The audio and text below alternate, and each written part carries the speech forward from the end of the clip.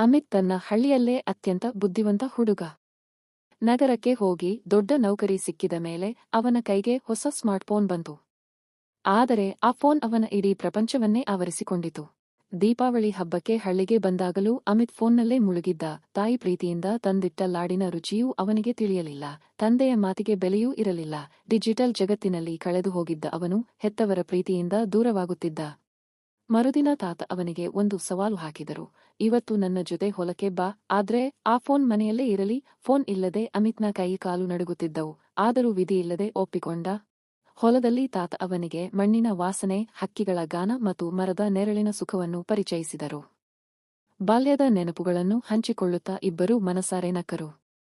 ಕಳೆದ 2 ವರ್ಷಗಳಲ್ಲಿ ಅಮಿತ್ ಇಷ್ಟು ನೆಮ್ಮದಿಯಿಂದ ನಕ್ಕಿದ್ದೇ ಇರಲಿಲ್ಲ. ಸಂಜೆ ಮನೆಗೆ ಮರಳುವಾಗ ಅಮಿತ್ಗೆ ಸತ್ಯದ ಅರಿವಾಯಿತು. ತಂತ್ರಜ್ಞಾನ ಜೀವನವನ್ನು ಸುಲಭ ಮಾಡಬೇಕೇ ಹೊರತು ಜೀವನವನ್ನೇ ಕಿತ್ತುಕೊಳ್ಳಬಾರದು. ಪ್ರತಿದಿನ ಹೊಸ ಕತೆಗಳಿಗಾಗಿ ನಮ್ಮ ಪೇಜ್ ಫಾಲೋ ಮಾಡಿ.